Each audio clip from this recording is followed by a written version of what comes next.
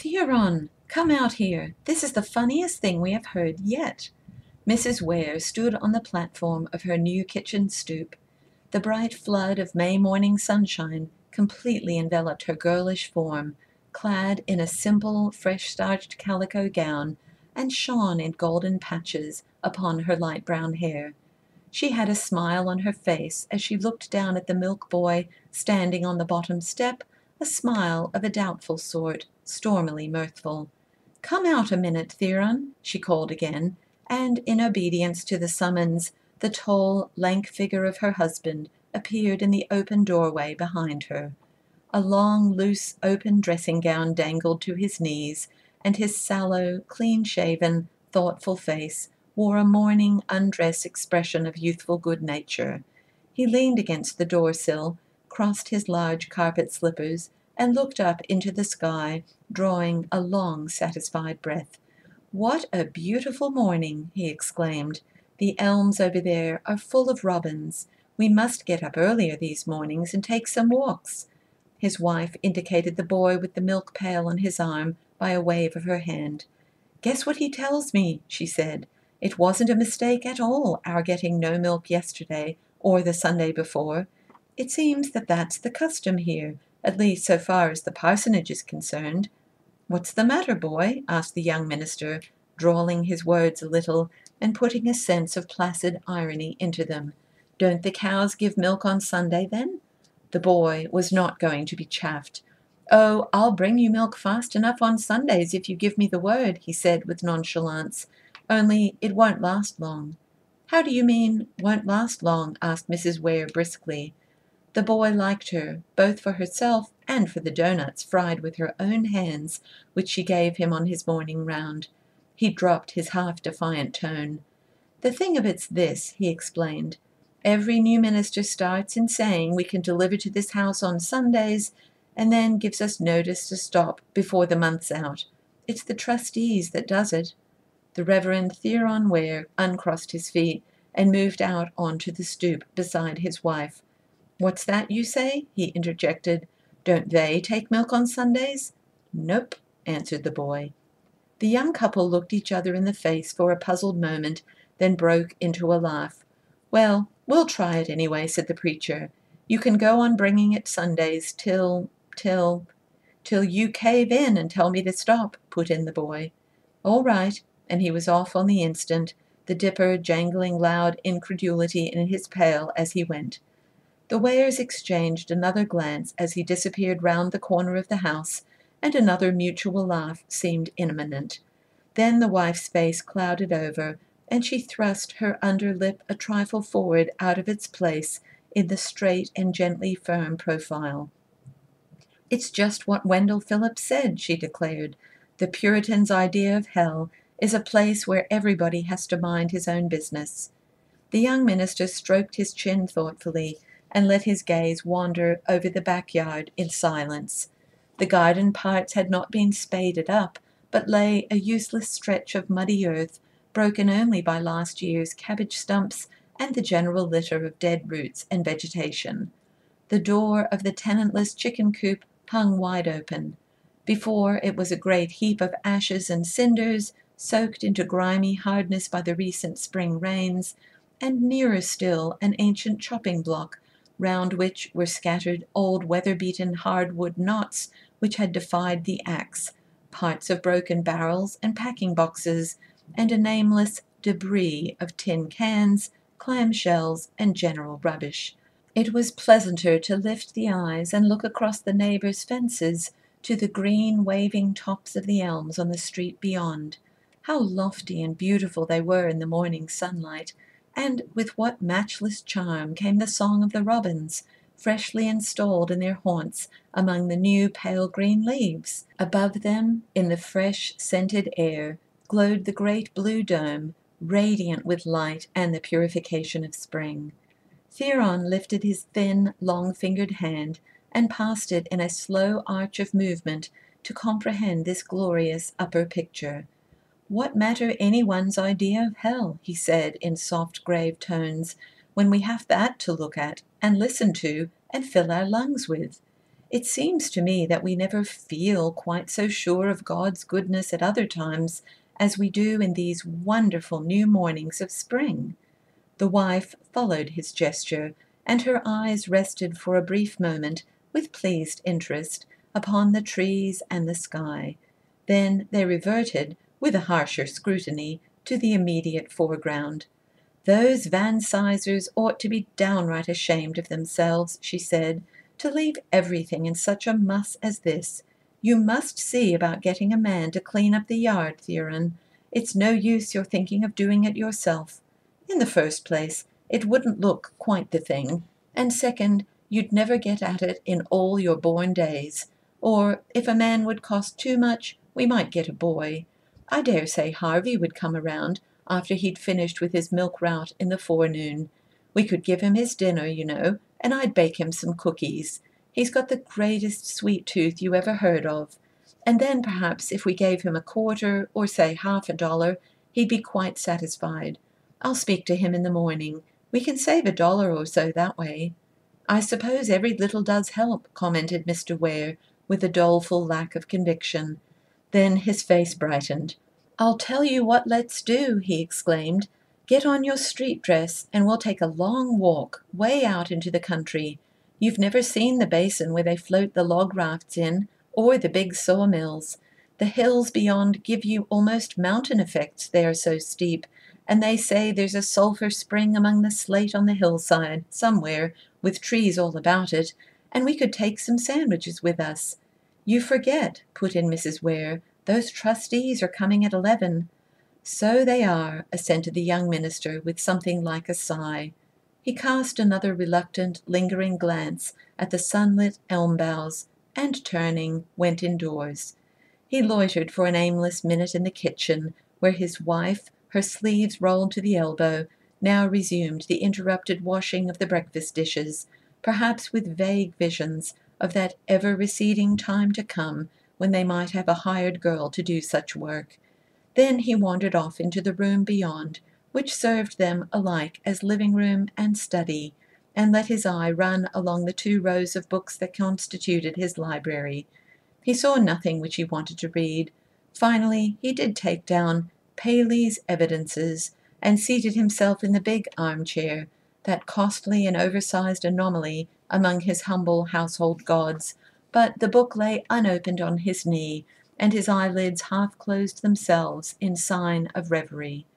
This was his 3rd charge, this Octavius, which they both knew they were going to dislike so much. The first had been in the pleasant dairy and hop country, many miles to the south, on another watershed and among a different kind of people. Perhaps, in truth, the grinding labor, the poverty of ideas, the systematic selfishness of later rural experience had not been lacking there, but they played no part in the memories which now he passed in tender review. He recalled instead the warm sunshine on the fertile expanse of fields, the sleek, well-fed herds of milkers coming lowing down the road under the maples, the prosperous and hospitable farmhouses with their orchards in blossom and their spacious red barns, the bountiful boiled dinners which cheery housewives served up with their own skilled hands. Of course, he admitted to himself, it would not be the same if he were to go back there again. He was conscious of having moved along, was it, after all, an advance, to a point where it was unpleasant to sit at table with the unfragrant hired man, and still worse to encounter the bucolic confusion between the functions of knives and forks.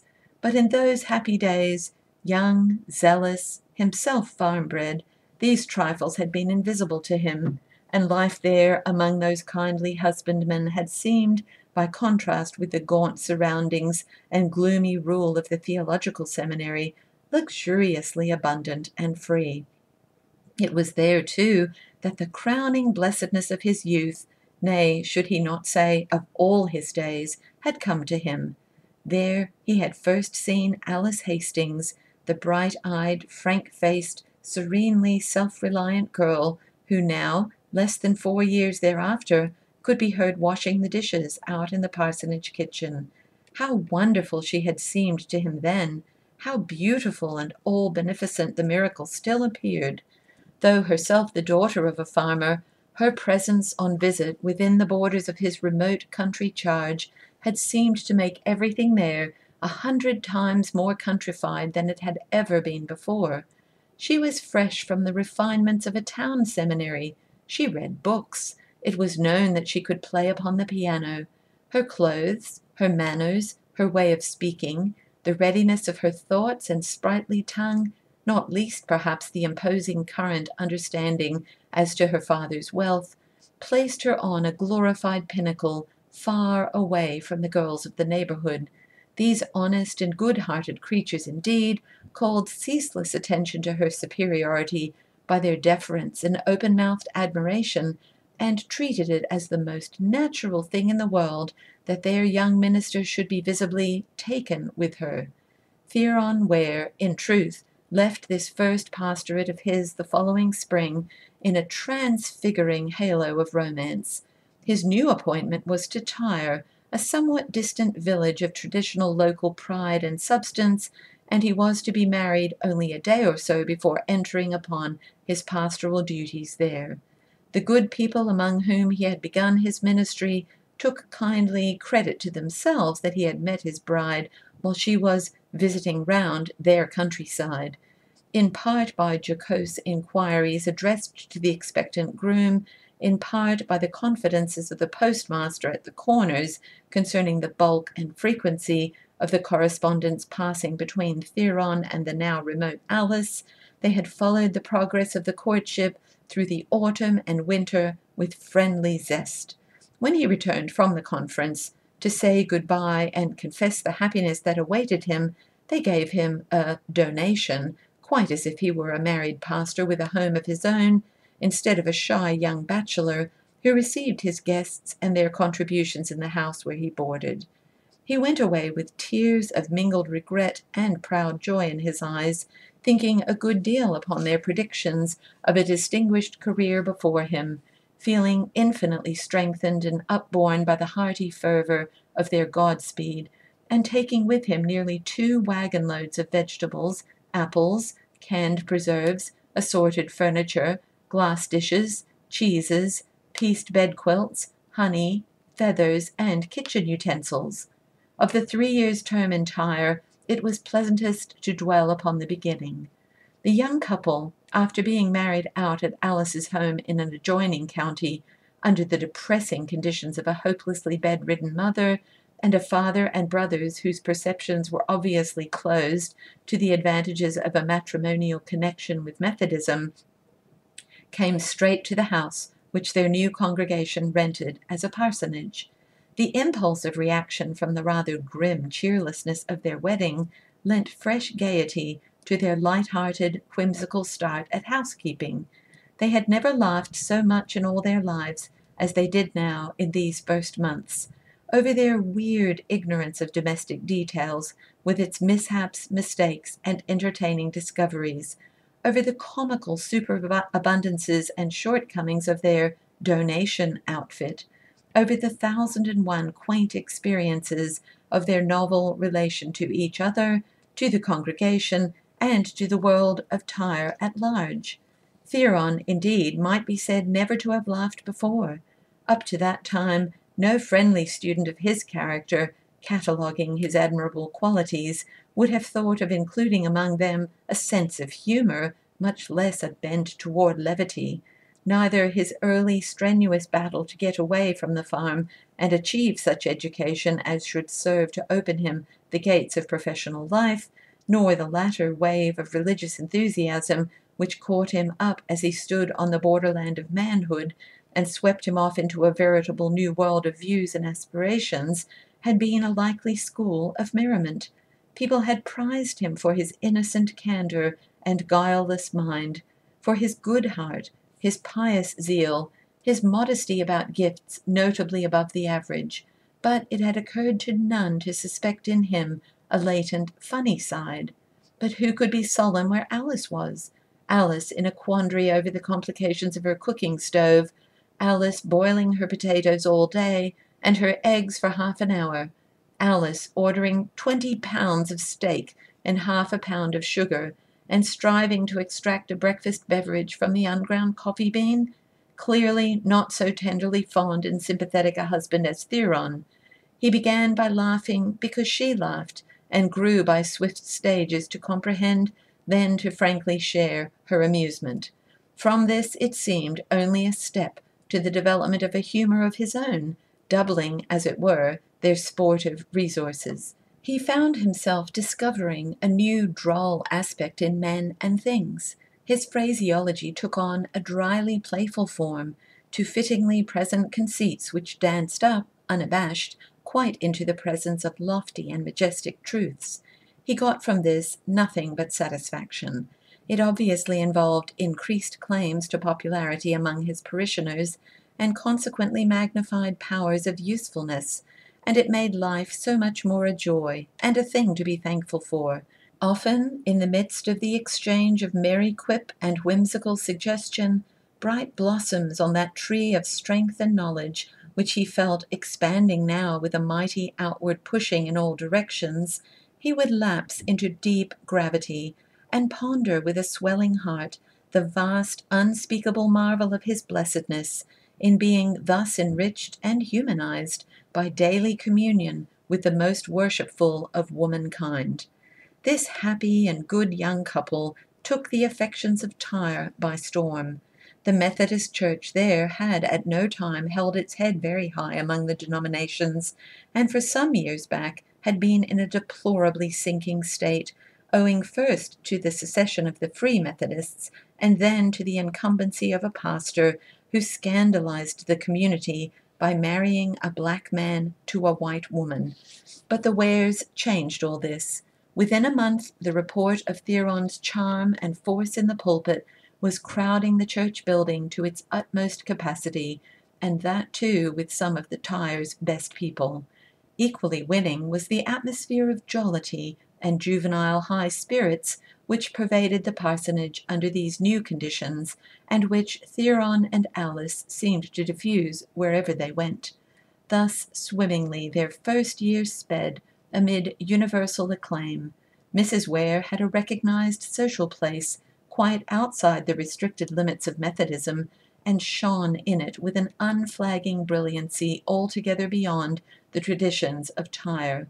Delightful as she was in other people's houses, she was still more naively fascinating in her own quaint and somewhat harum-scarum domicile, and the drab, two-storied, tin-roofed little parsonage might well have rattled its clapboards to see if it was not in dreamland, so gay was the company, so light were the hearts, which it sheltered in these new days.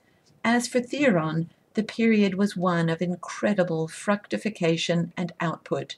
He scarcely recognized for his own the mind which now was reaching out on all sides with the arms of an octopus, exploring unsuspected mines of thought, bringing in rich treasures of deduction, assimilating, building, propounding, as if by some force quite independent of him.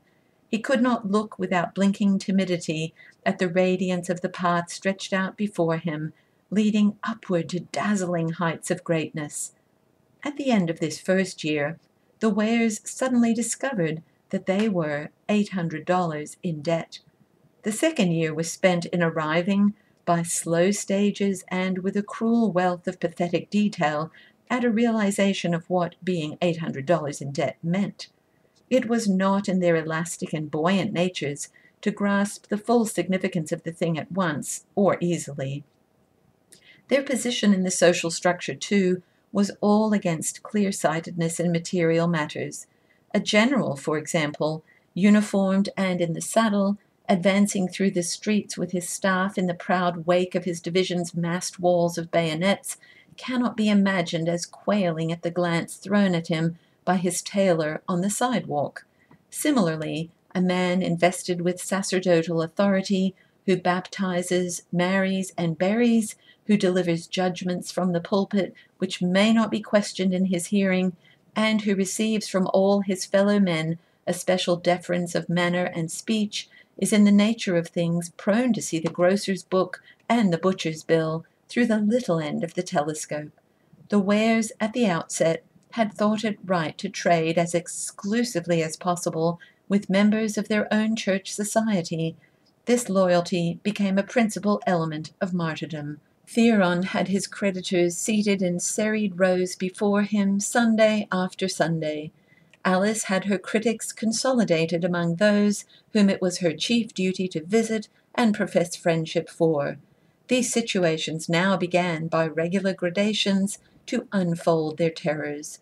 At the first intimation of discontent, the Wares made what seemed to them a sweeping reduction in expenditure. When they heard that Brother Potter had spoken of them as poor pay, they dismissed their hired girl.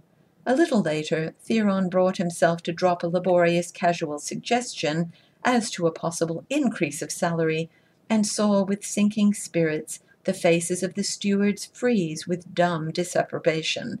Then Alice paid a visit to her parents, only to find her brothers doggedly hostile to the notion of her being helped, and her father so much under their influence that the paltry sum he dared offer barely covered the expenses of her journey.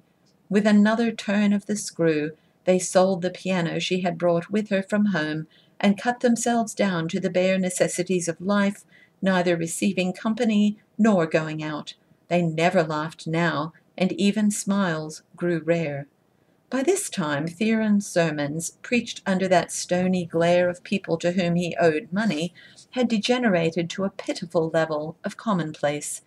As a consequence, the attendance became once more confined to the insufficient membership of the church, and the trustees complained of grievously diminished receipts.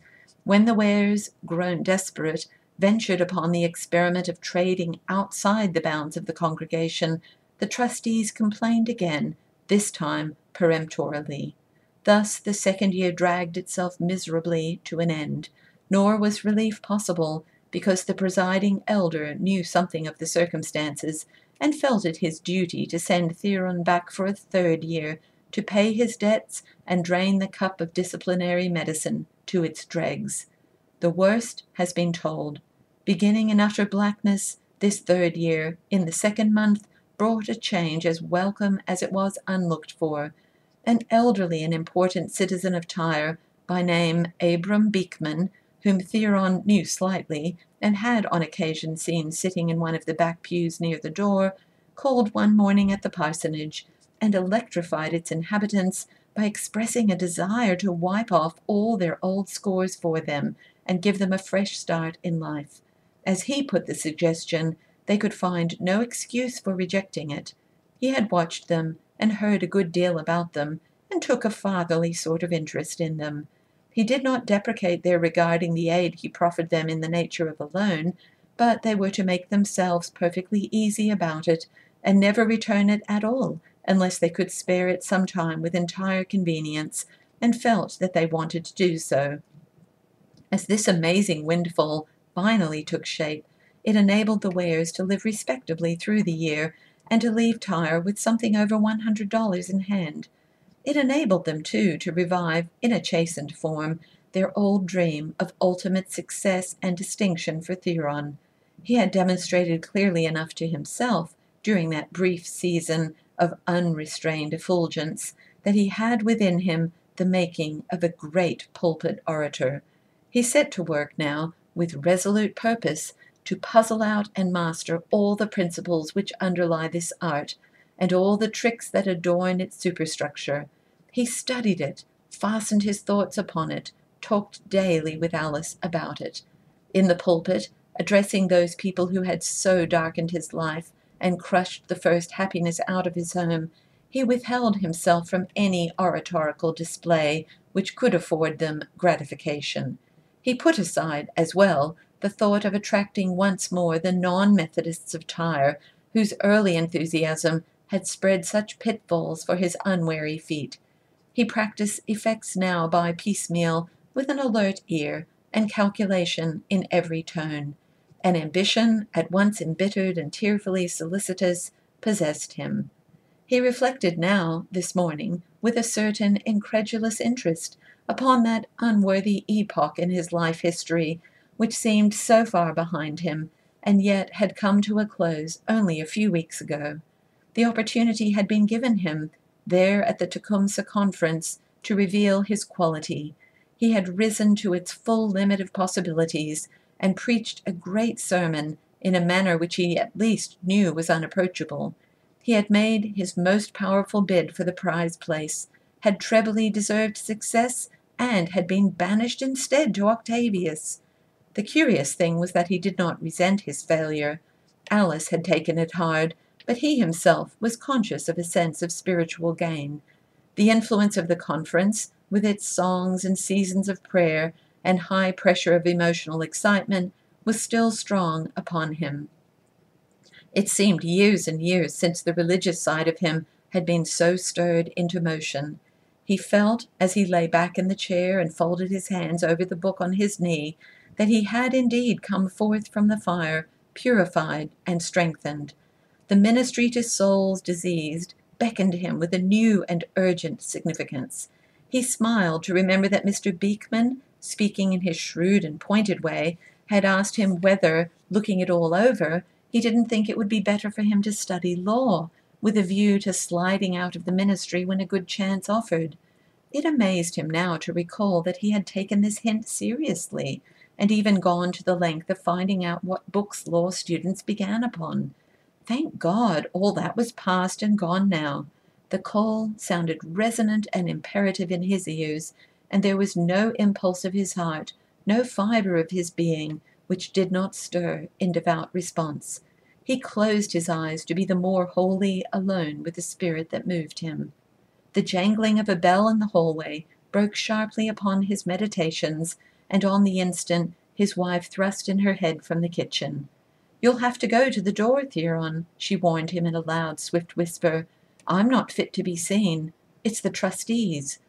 "All right," he said, and rose slowly from sprawling recumbency to his feet. "I'll go.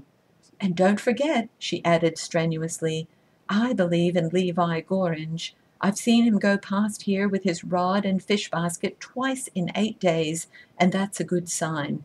He's got a soft side somewhere. And just keep a stiff upper lip about the gas, and don't you let them Jew you down a solitary cent on that sidewalk."